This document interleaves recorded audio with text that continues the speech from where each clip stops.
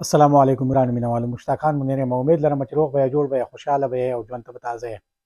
دوستانو، تاسو به خبر شوي یې یو دوه درې ورځې مخکې یو واقعه راغلې وه د باړې خیبر باړه کې. واقعه څه وه چې یو ماشوم و، هغه کوهي ته غورځېدلی و. بیا ریسکیو اپریشن چې دی نو هغه شروع شو. ریسکیو والا چې دی نو هغه په خپل اپریشن کې چې دی نو مکمل ناکامه شو او ماشومه چې ده یا ماشوم هغه په هغې کوهي کې چې دی نو پاتې شو.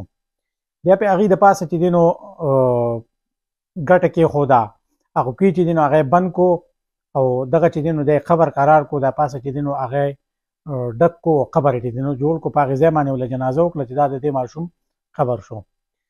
خو داسې قبرونه یا داسې ځایونه چې په دې کې بیا میندې او پلاران چې د هغې وروڼه چې دی هغه صبر نه کړي.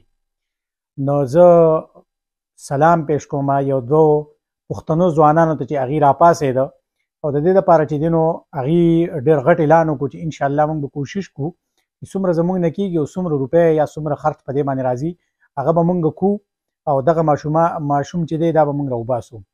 نو په هغې کې ضمیر خان ضمیر کوم چې د پښتو ژبې یو شاعر هم دی او په اپس اهلکار کې چې دی نو هغه کار کوي. او دویم نمبر په هغې کې چې دی نو یو بل ملګری چې دی نو هغه راپاڅېد، کوم چې د میرپور رایل ایم ډي دی، د میرپور رایل ایم ډي دی طارق هلال صاحب. نو د طارق هلال صاحب دا خبرې تاسو واورئ، بیا پې خبرې اترې وکړو. د یوې نه بالا تر د 1 ارب روپو پورې زه په خپله باندې ورته تیار یم. الحمدلله پښتانه کمزوري نه دي، موږ سره هر رنګه وسایل هم شته دی، په خپله باندې هر څه کولی شو. پښتون د چا نه هم کم نه دی. موږ ته خلک وایي چې څوک وایي چې په غر کې دی، څوک وایي چې یاره په دشته کې دی. بالله من الشیطان الرجیم، بسم الله الرحمن الرحیم. زما نوم طارق هلال دی، میرپور رایل منیجنګ ډایرکټر یم او پاکلند پراپرټي چیرمین یم.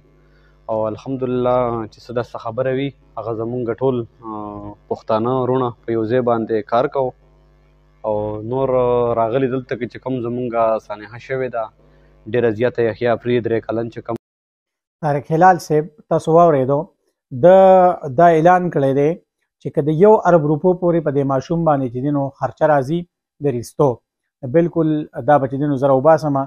او بیا دا خبره ورسره هم کړې ده چې انشاءالله پښتانه چې دا یوازې نه دي او پوره خپل کوشش چې دی نو هغه کړی دی او انشاءالله دا به چې دی نو کامیابیږي. د دغه قسمه خلکو سره به چې دی نو زمونږ د دعا ضرورت وي.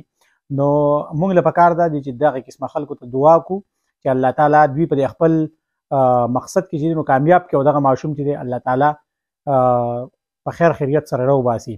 ځکه چې کله هم ګورې د سړي زړه ته سکون نه میلاویږي تر کومې پورې چې سړي د خپل مړي لاش په خپله باندې نه لیدلی. نو بس الله تعالی د دغه کسان چې دي کامیاب کړي چې دی دا ماشوم چې دی نو راوباسي او د دې د کوم اپریشن چې دوی شروع کړي چې دا کامیاب شي. دا نیکسټ ویډیو پورې ما مشتاق خان منیر لره کې اجازه تلوي. الله په امان.